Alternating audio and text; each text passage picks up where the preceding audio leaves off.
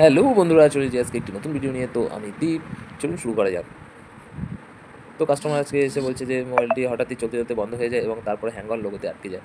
তো হ্যাঙ্গর লোগোতে আমি প্রথমে চেক করে দেখলাম ডিসি ম্যাচিং এবং অন্য অন্য মেশিন দিয়ে। তো এটা মূলত সিপিইউ থেকে প্রবলেম ছিল। তো আমি কোনো কিছুতে এদিক ওদিক না তাকিয়ে তো প্রথমেই সিপিইউটা তুলে দিলাম। তো সিপিইউটা দেখতে পাচ্ছেন আমি তুলে নিয়েছি। এবার সিপিইউ লেয়ারটা পরিষ্কার করতে হবে ভালো করে। পুরোটাই ব্ল্যাক পেস্টেড হার্ড আঠা আছে। তো সিপিইউটি ওই সাইডের দিকে পড়ে আছে, যেহেতু পড়েই থাকা জিনিস ওইটা। তো ব্ল্যাক আঠা হার্ড পেস্টিং ছিল। তো এটাকে ভালো করে ক্লিন করতে হবে, না করলে সিপিইউটি আমার বসবে না। তারপরে সিপিইউটিকে রিভলভ করব। তো দেখতে থাকুন। তো এরকম হার্ড পেস্ট যখন থাকবে তো ওটাকে খুবই সাবধানের মাথায় তুলতে হয়, কারণ যখন তখন মোবাইল ডেড হয়ে যেতে পারে। তো গরম থাকা অবস্থায় ক্লিন করে নেব।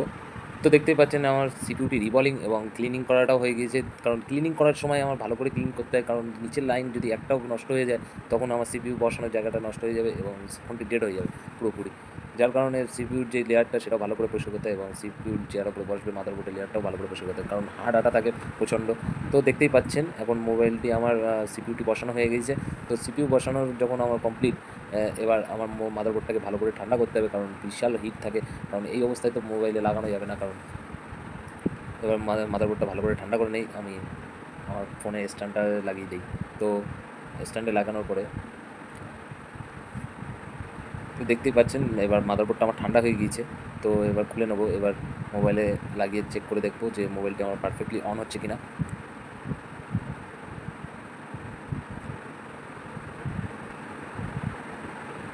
কারণ কাস্টমারের কথা ছিল যে হ্যাং মতো হয়ে বন্ধ হয়ে গিয়েছিলো, যার কারণে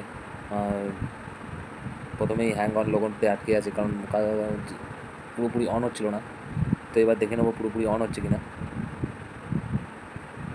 কাস্টমারের ডাটা ইম্পর্টেন্ট, কারণ এটাকে সবসময় যতটা সেফলি রাখা যায়, কারণ ডাটা একবার চলে গেলে আর পাওয়া যাবে না।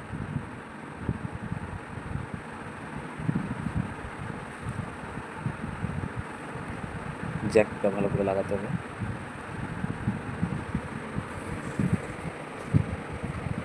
তো এবার ব্যাটারি কানেক্টরটা লাগিয়ে নিলাম। এবার মোবাইলটিতে চার্জ নেই, হয়তো হ্যাং হয়ে দাঁড়িয়েছিল।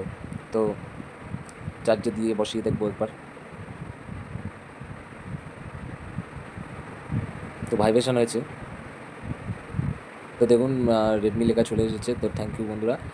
এরকম ধরনের আরও নতুন নতুন ভিডিও পেতে গেলে আমাকে লাইক, কমেন্ট এবং শেয়ার করো। লাইক দিলে খুবই ভালো লাগে, কারণ ভিডিওটা দেখার পরে একটা লাইক দিলে আরও মোটিভ হই আমি। তো এটা তো আসছিলোই প্রথমেই, তো হ্যাং অন লোগোতে আটকে ছিল। তো এবার দেখে নেবো মোবাইলটি পুরোপুরি অন হচ্ছে কিনা, আর আপনাদেরকেও দেখাবো। তো রেডমি লেখা উঠে দাঁড়িয়ে আছে এখন আপাতত। এবার দেখবো পুরোপুরি অন হচ্ছে কিনা।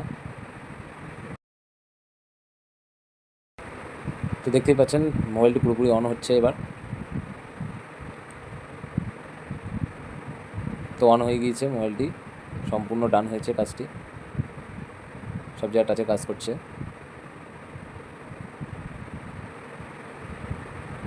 তো বন্ধুরা, ভিডিওটি ভালো লাগলে অবশ্যই লাইক দিও এবং দেখা হচ্ছে নেক্সট ভিডিওতে।